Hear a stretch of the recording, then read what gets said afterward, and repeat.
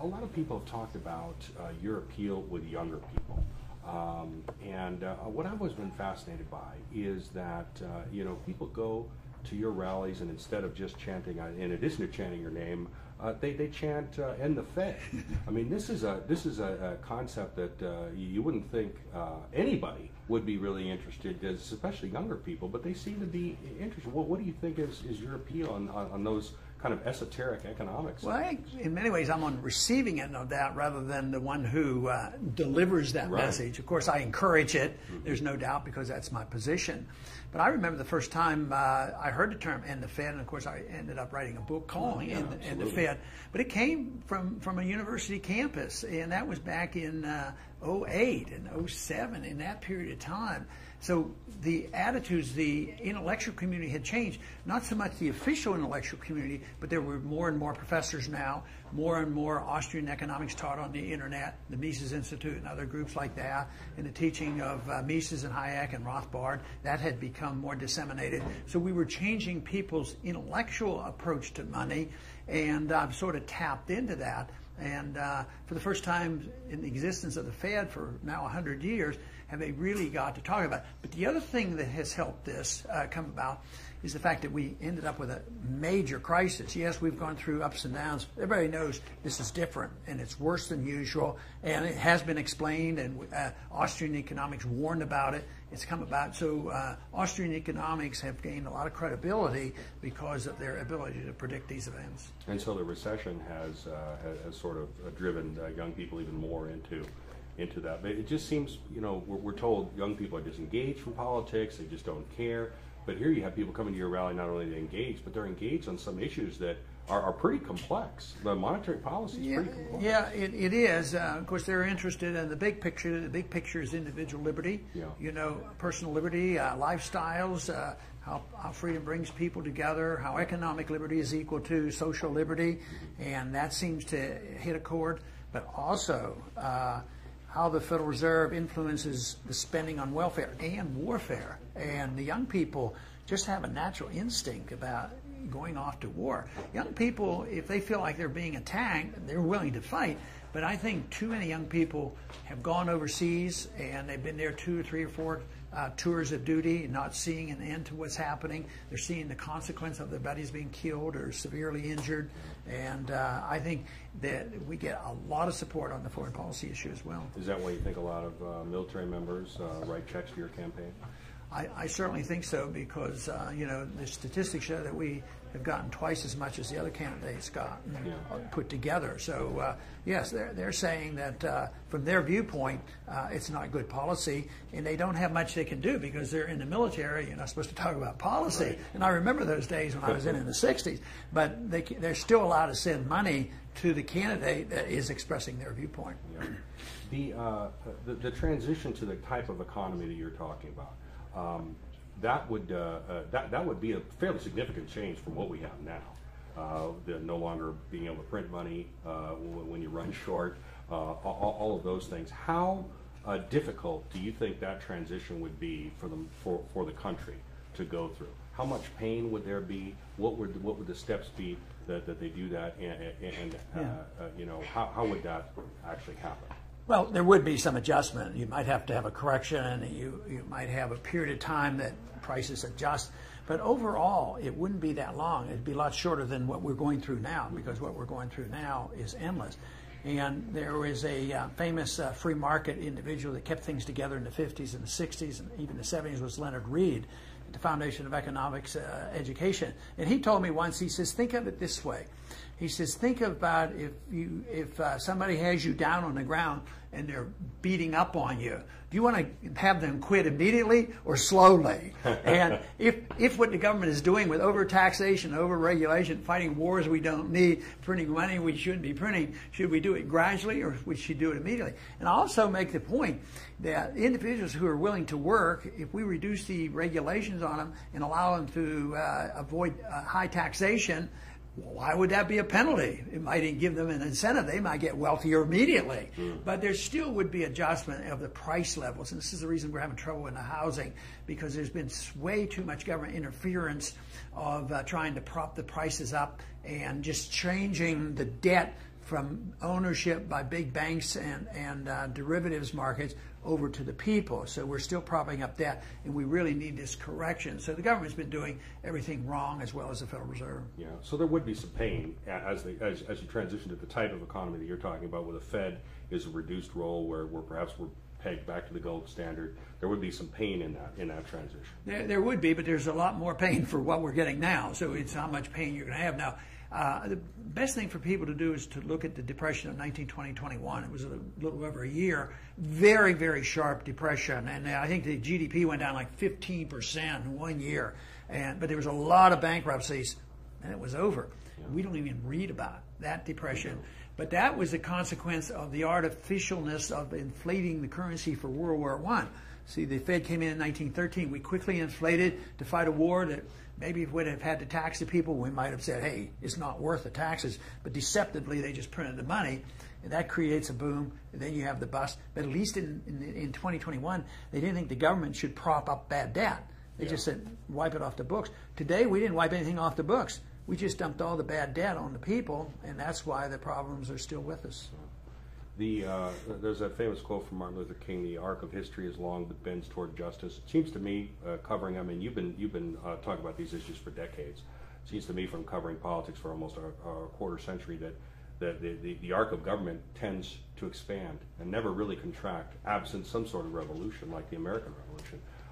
Do you think that's true? Does that frustrate you? You're out there preaching a message of reining it in, but it seems like the trend is to always expand. Generally, that is true, and even most revolutions end up with less liberty.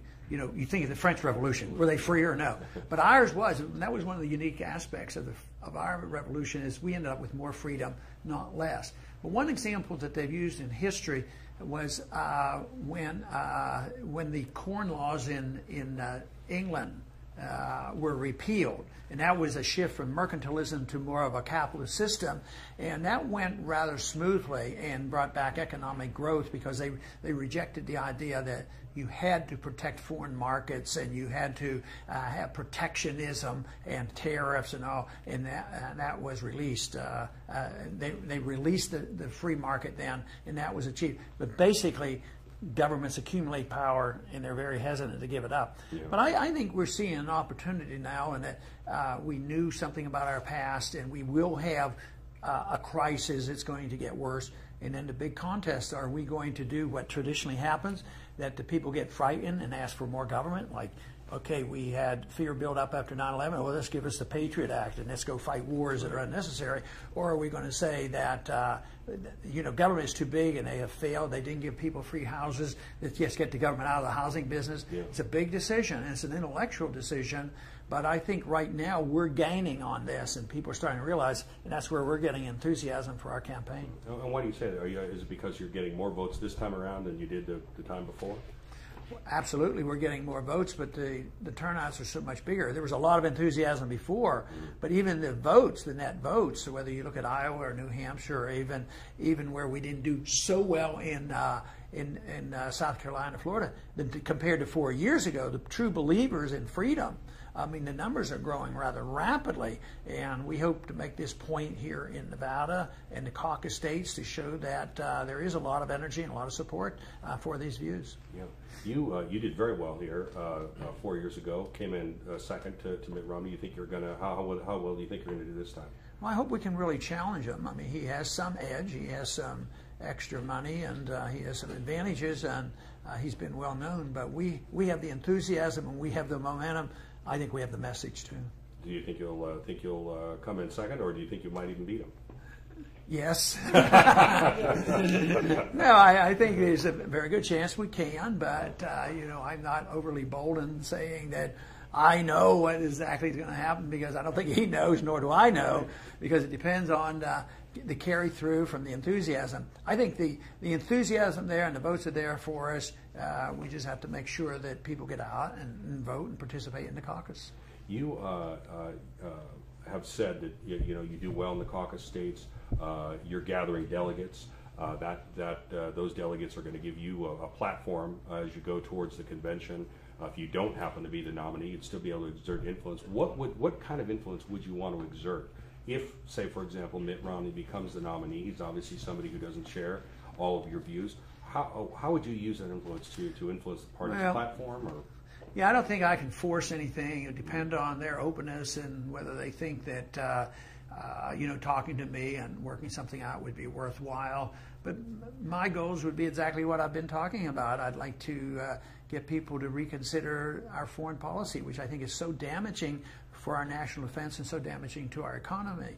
I think a more openness on talking about monetary policy. All these things are very, very important. But I also recognize the shortcomings of just saying, that, we'll put this into the platform, and what does that guarantee you? Kind of victory. So I know our goal is to get the delegates and be available there if the momentum is on our side, and also to change people's minds and make sure that our message is heard. And so far, I think we're doing very well.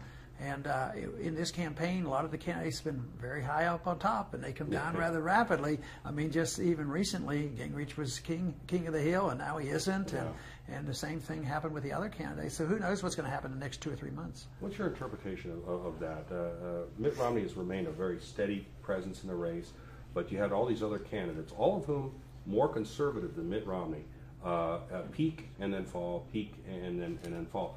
Did you interpret that as people saying, look, we want a conservative alternative to Mitt Romney? Yeah, probably a little bit of that. It's probably a reflection of what happens in the major media. They sort of pump people up, and they like to get dog fights, and they like to participate in all this. And then the information comes out and says, oh, he's not exactly what we said he was. And but I don't think Governor Romney's immune from that. He has been pretty steady, but he didn't, win in South Carolina. Yep. So you don't know what would happen now if we come along and have an upset in Nevada. Maybe the attention would be quite different. They'd say they might scrutinize exactly what we're doing a lot more carefully. Yeah. Last question. Nevada is, of course, home to two unfortunate statistics. Number one in foreclosures. Number one in unemployment. Also, we have a very high rate of bankruptcies. Your prescription for the economy, how would that help Nevada? How would that help with our foreclosures? How would that help put people back to work? Well, the solution is national. First thing you have to understand is where the bubble came from and why the inevitable collapse came. And then we have to reassess what you do when a collapse comes. And the answer is keep your hands off. And we didn't keep our hands off. We bailed out people. So there's no incentive for those individuals who are holding the mortgages to work deals with the people who are holding the mortgage, the people who own these houses, and they're underwater. Under ordinary circumstances, it would be much more personal. It would be the savings and loan and the customer, and something probably would have been worked out. But when it's the derivatives that are held, that have been securitized and derivatives attached to it, and big banks own them, and they're international, and there's a pretty good evidence now there's going to be another international crisis with what's happening in Europe, and that still involves some of these mortgages. So the banks have no incentive to do very much. As they say, hey, wait, the Fed's going to bail us out. So they've lost the incentive. In ordinary senses, like I mentioned, 19, 20, 21, if you couldn't pay, you hit the bankruptcy, the house of the price went down, and people started buying them again, and the correction was over. Japan's been propping up their markets. They had too much debt, and the banks owed it, and they never took it off the books. So they're kidding themselves. They're lying to themselves, and they're pretending there's real wealth. When the Fed creates $2 trillion and buys worthless debt, it's a burden on the dollar. And that is why, and they distort the markets. The investment goes into propping up debt and manipulation of debt, and the banks get their money, easy money, and they buy up the debt. So what we have to do is remove that and get the decision making back to the people. They should be saving money, have market interest rates, and then when the prices go down, people will go back to buying again.